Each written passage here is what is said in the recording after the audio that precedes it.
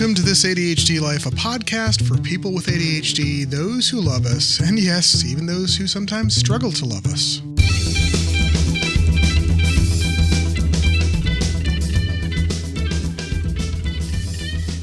Happy holidays to you. It's mid-December. I promised you last episode, which, by the way, if you're keeping track, was last week. This is actually coming out about a week after the last episode release. I'm very proud of that because if you've been listening for a while, you know a weekly release schedule is not necessarily my thing. As I mentioned in the last episode, the reason that I'm recording so close to the last episode is I wanted to give you some gift ideas for your ADHD loved ones, or for you ADHDers out there, maybe some ideas that you can give to your loved ones, some stuff that you might want or you might want to gift to yourself. These are all things that I personally own and have used that I very much enjoy, and they kind of help me get through life with ADHD a little bit better. Now look, none of these are probably going to be groundbreaking to you. You're probably going to have heard of many of them in the past. And likely the idea of having this ADHD gift guide episode is not new to you as well, because I know a bunch of different podcasters are probably putting out a similar type of show if they haven't already. That'll be coming up. I wanted to take some time for some feedback. I had a little bit of a critical feedback regarding my eschewing of risk-based focus when it comes to ADHD. And I want to make sure that I got through in the last episode that I do not see a risk-based approach as necessarily being bad. It's just not what I want to operate from. We as ADHDers have all sorts of risks. I mean, a lot of us get locked up because of our impulsivity.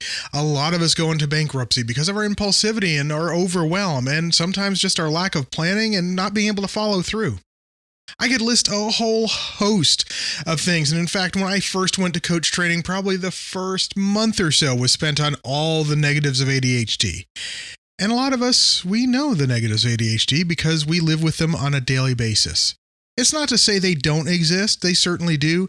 I just prefer to come from a strengths-based type thing. How can I help you, my listener, and my clients be their best selves with ADHD or without? Because, by the way, as I've mentioned, I can coach anyone. It's just I happen to have a special set of skills to coach ADHDers. Anyway, I hope that clears that up. I appreciate the feedback. You're welcome to write back if you'd like to. If you'd like to provide feedback, by the way, you can do so by writing to info@thisadhdlife.com. A little bit of feedback from me. After every episode is published, for whatever reason, I torture myself by listening to it in the car. And as it happened, as I published the episode, I had a bit of a seminar to go to that evening. So I listened to it winding my way down the highways and byways of Atlanta. And I realized that when I started to mention Patreon, I said I was doing it per episode, and this is really good for me. And then I sort of wandered off into something else, and I didn't quite explain why.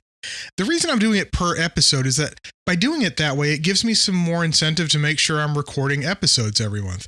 Now, look, I'm not asking anyone to go out there and, contribute $100 to the Patreon campaign. But if it means the difference between maybe getting, $1 a month or $2 a month, who knows, I might actually record a second episode. It's a little bit of accountability for me, so to speak. We'll see how that works out. I mentioned it last week, patreon.com/thisadhdlife. If you go there, it gives you several different sort of pledge amounts that you can do, and there's some goals up there as well. I'd love it if you check it out. All right, so let's dive into the gift ideas. Most of these are in no particular order, but the one that I will mention last is actually my favorite thing ever. So much so that I own 4 of them in the house, and that might be a hint for what's about to come. But let's get into, again, no particular order. I'm just going to mention one of the things that I use every day of my life. I use an iPhone 6S Plus right now, but that's not the gadget I'm necessarily recommending, though you will need one if you decide to get this gadget. It is an Apple Watch. I actually have Generation 1. I bought it a year and a half ago.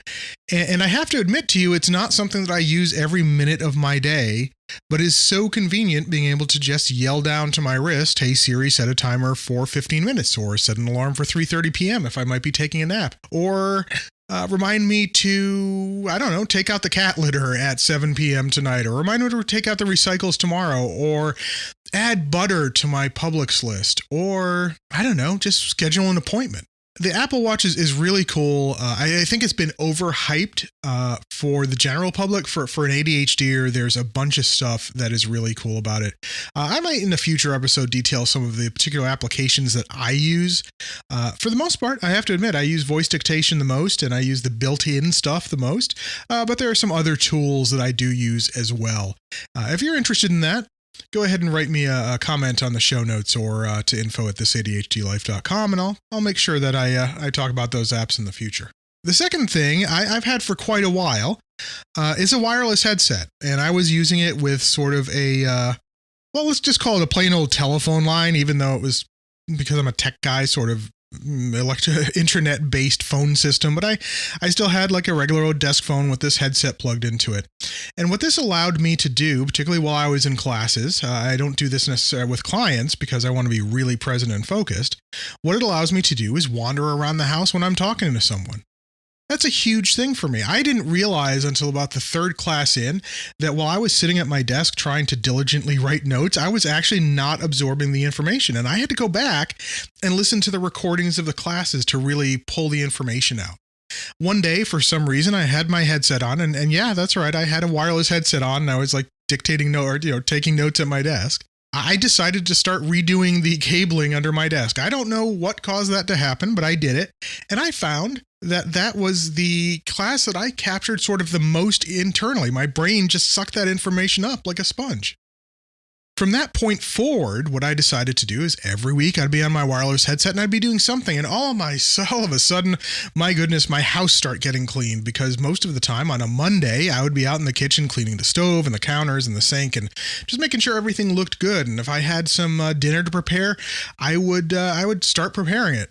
In fact, one of the funniest calls I've had is when I was, literally hands deep in cutting chicken breast, and the leader called on me, and because I always had myself on mute, it took about a minute for me to just like put the knife down, go wash my hands, and get myself off mute. I'll send a link in my show notes to a couple of different wireless headsets. Along with this gadget, though, is sort of the thing that I've gotten most recently. Second most recently, because the next one's most recently. It is a USB adapter for that headset. And so what this allows me to do is plug the headset into my Mac. If you're using Windows, it allows you to plug it into your Windows PC as well, and then use it with programs like Skype or Google Hangouts or really any voice over IP application there is. In fact, last night I was talking to someone using the Zoom platform, and I had my wireless headset. Now, obviously, if I'm on video, I'm not going to go wandering around the house. Well, not necessarily obvious, because there was a time a couple weeks ago I was in a meeting and I paused my video so I could walk around and concentrate. But this thing, it has been a life changer for me. It has untethered me from this sort of cacophony of wires and voice over IP stuff into a standard old telephone, and let me use stuff right on my Mac. In fact, it even ties into the FaceTime program on the Mac. So I can just tell Siri to dial a phone number and boom, it's in my ear. I did that a couple times this week, calling in various prescriptions and talking to different doctors' offices and whatnot. Again, everything I mentioned will be in the show notes for this episode. So the next thing is actually the thing that I've gotten the most recent. So a few months ago or a few weeks ago, I went to the Container Store, and I don't know, I love the Container Store. I'm like an organization freak. I found this little bamboo kind of desk whiteboard thing. I never realized that I needed this in my life. It's amazing to me. I can be on a phone call and just jotting down notes, or if I'm in the middle of working on something and my brain just screams at me, oh, you need to go take out the chicken, I can write that down so that when I'm done completing the thought that I'm getting into the computer, I can get up and go take out the chicken. Apparently, I ate a lot of chicken. In any case, I found it hugely helpful. The best part about it is if I do jot down some tasks. So for example, last episode, I actually wrote the entire outline on this whiteboard. I can just swipe to erase those things as I do them. Really good investment. I bought mine at the Container Store. My link will be to one on Amazon. You can probably get it cheaper at the Container Store if you have one near you. If not, check it out on Amazon. Along with this, another thing that I don't personally have at the moment, but I have had in the past, is a giant whiteboard that gets mounted on the wall. A long time ago, back in my 20s, there were nights, particularly Sunday nights, where I would, go to bed at 11 p.m. and think, okay, I need to go to bed now. And then for some reason, my mind would decide to tell me how to solve the world's problems. That sound familiar? So I eventually, after about 3 sleepless Sundays, decided I was going to go out and buy a giant whiteboard. And it changed my life forever, really.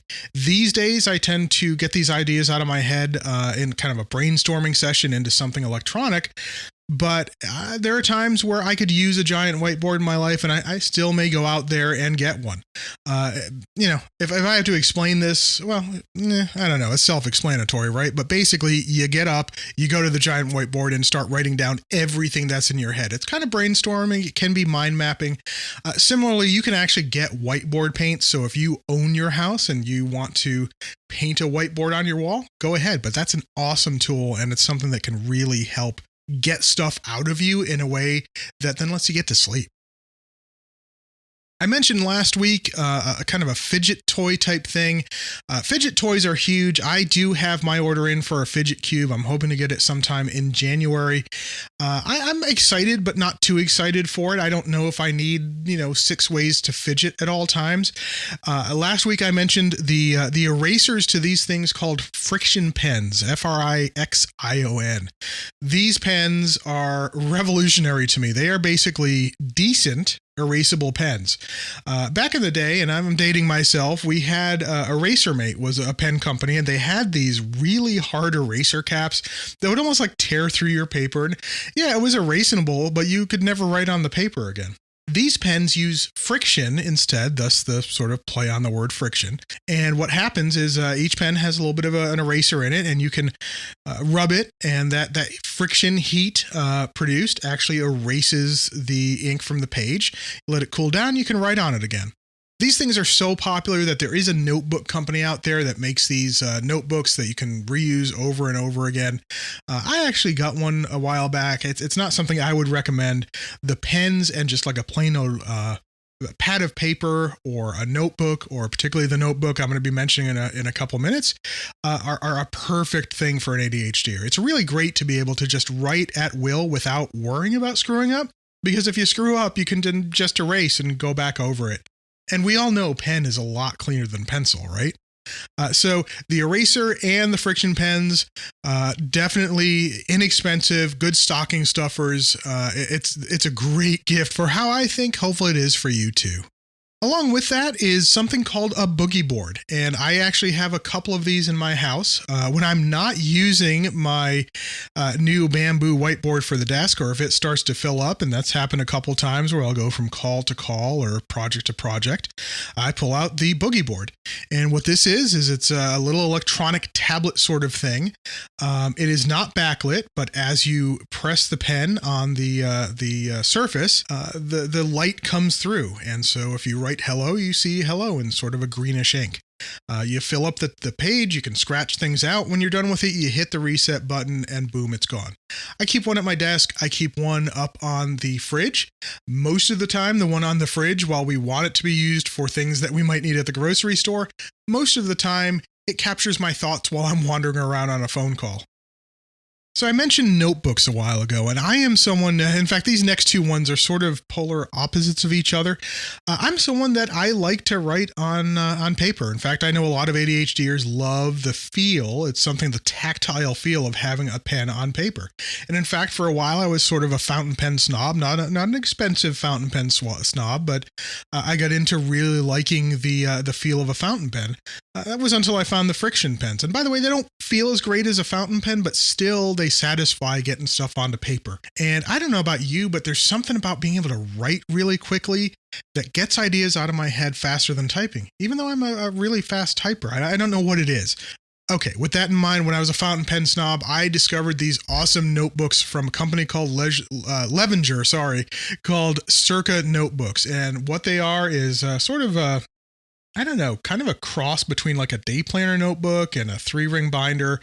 But they're a punched notebook that allow you to move pages between each other very easily, or add paper, subtract paper, put in different types of paper. Levenger is a little bit pricey. I don't order from them anymore. Staples actually has a line of notebooks called the ARC notebooks. I know that Office Depot, I believe, also has a product similar to this, as does Office Max. But if you look at Staples, look at the show notes for a link to the ARC notebook section there. I love these things. I currently have sort of a day planner in there, really kind of a bullet journal with just some blank pages, lined pages in there. And then I have some other different forms for trying to flesh out projects. I even put a calendar in there. I'm not getting one for 2017 because I like my calendar electronic, but it's a really great notebook system, and the flexibility just speaks to me. Okay, I mentioned that I like to write down tasks, but I also like to store tasks inside of an electronic system. And I'll be doing a show in a couple weeks about how I personally pull all the tasks and projects together with my life, or from my life. I think I mentioned that I use a Mac. I am very heavily invested in Mac and iOS. Not that I'm necessarily a fanboy, but anyone that's used a Mac and an iPhone knows that they kind of suck you in because everything kind of works together. So if you're not using a Mac, I apologize. I know this company does have a version of the software for Android. The software I'm talking about is called Informant. It used to be called Pocket Informant. It is now Informant 5 on iOS. There is an Informant for Mac. They offer a subscription service where you get sort of both of the products for everything, I think, including a sync service. And what's really neat about this solution is that it involves all sort of 4 areas that you'll need to be keeping track of. It has contacts in it. At least the iOS version has contacts. All versions have notes, they have tasks, and they have calendars. The great thing about the calendars is it syncs both to your sort of Apple-based calendars, or you can connect it to Google and other calendars as well. Tasks have a few different sync services, including their own, and the notes section syncs to Evernote as well as their own sync service. A lot of people use Evernote. I'm somewhat a fan. I've heard some people say it is the best thing ever for ADHD. I don't know. To me, it seems just like sort of a giant wastebasket you can throw your thoughts in and then become overwhelmed trying to organize them. That said, I have an Evernote account. I have it connected inside of Informant. The software Informant, though, is a wonderful, wonderful set of programs. If you use a Mac, if you use iOS, definitely check out the show notes and you will want to go check out those programs. So those are my gift ideas for 2016. They might appear on the list for 2017 as well.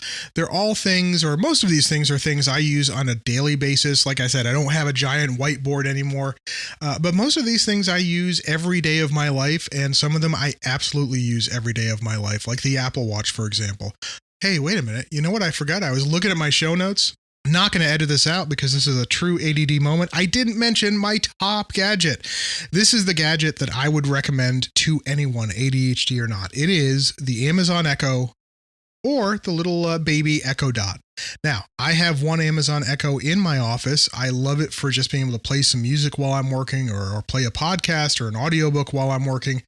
They're a bit expensive. They're about $180 unless you find them on sale. What I have throughout the house, and I have 3 of these, is the Echo Dot. And it uses the Alexa operating system. Hopefully I didn't just trigger Alexa behind me, but you'll hear if I did, because I said the magic word twice. This is an awesome platform. And the Echo Dot for $50, $40 on sale. When I got my first one back in October, I knew, just kind of being a geek from way back, that this product should take off. I mean, it is packaged beautifully. It's meant to just hang on store pegs. It's priced right. The Echo Dot suffers a little bit from not having the best audio, so it's not something that I'm going to want to listen to an Audible book on. Good enough for a podcast, good enough for a weather forecast. The reason I love it is, again, for instant capture. It's actually easier for me to talk to my Echo Dot and dictate a to-do than it is to my Apple Watch. I just have to say, computer, add buy milk to my to-do list. And then I use a program called If This Then That. If you're not familiar with it and you want me to do a show on that, I'm happy to. And that actually, it sucks the to-do from my Amazon account right into my reminders list on the iPhone. And then the Informant program sucks it from reminders into itself.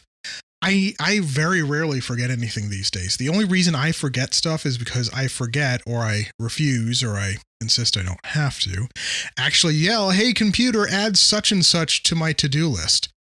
It is an awesome device. Again, link in the show notes. I can't say enough. That is not something you might use every minute of the day, but it is awesome being able to just be in the kitchen, start some pasta boiling and saying, "Hey computer, set a timer for 8 minutes. Hey computer, remind me that we're out of pasta because I just cooked the pasta." It's a wonderful device. Highly encourage it. And at $50, I think it's, pretty reasonable. Okay, now that's the end of the list. I promise you.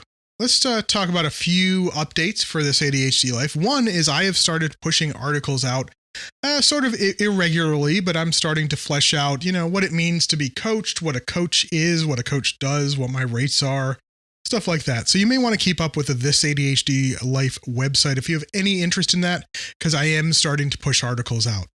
Most of those also go to our Facebook page, facebook.com/This ADHD Life. You can find us on social media at twitter.com. We are at This ADHD Life. I mentioned the website. I've mentioned the Patreon. I'll mention it again, patreon.com/This ADHD Life. I appreciate your support. If you're looking for a gift to get me, and I don't think you necessarily should be, but if you were, definitely go to Patreon. If you can pledge $1 or $2 an episode, that would be awesome. I mentioned last week that there are no resolutions in This ADHD Life. So if you're the type of person that thinks you need to be making New Year's resolutions, stop making resolutions. And if you have to do it, don't make them for the new year. I'll be talking about that more in an episode coming out the last week of this month after Christmas. But don't do it. Instead, if you want some homework, and I don't know why you want homework during the holidays, but if you have something that feeling that you got to be doing something and you're not doing resolutions because you're listening to me, start making a list of all the accomplishments you've made this year. I've started to do it. I completed the first part of my coaching school, started a business, started this podcast, and there's a bunch of other stuff that I've done that I'm not going to bore you with here. It's going on my list. I encourage you to do the same. Why don't we end the year and start 2017 with knowing what we did really well in 2016? Only then can we figure out what we want to do more of, what we can actually do more of, how we can harness our strengths to live our best life in 2017. And then guess what? At the end of 2017, we do the same. We live an even better life in 2018. One last thing before I go and leave you to go on to your next podcast, or get out of your car and go into that work meeting, or go into the mall and start buying gifts, or finish your run, however you listen to this. One last thing. I mentioned that I'm thinking about doing some video, and I am thinking about that even more today. I will have some more details next episode or first episode of the new year, but I want to make at least an episode of this every month be a little bit more interactive. Stay tuned for that, and stay tuned to more episodes. I appreciate your listening for 2016. I know there's one more episode, but let me just tell you how much I appreciate your listening. I appreciate your feedback, info@This ADHD Life. And of course, as I always say, you can find show notes at the website as well. Oh, and by the way, if you want to leave a 5-star review on iTunes, that would not suck either. It helps other people know that you enjoy the content that I am delivering in an irregular fashion, but that it's enjoyable for you, it's useful for you. So if you would leave a 5-star review at iTunes, I would very much appreciate it. Now, as I always say, and it is definitely important this time of year, I would argue the most important time of year, if you can't be good to yourself, if you won't be good to yourself, if you aren't good to yourself, how the heck are you going to be good to anybody else? Have a wonderful couple of weeks. Have a wonderful holiday, no matter what you celebrate. I'll be back the last week of the month to talk to you about what to do instead of resolutions for 2017.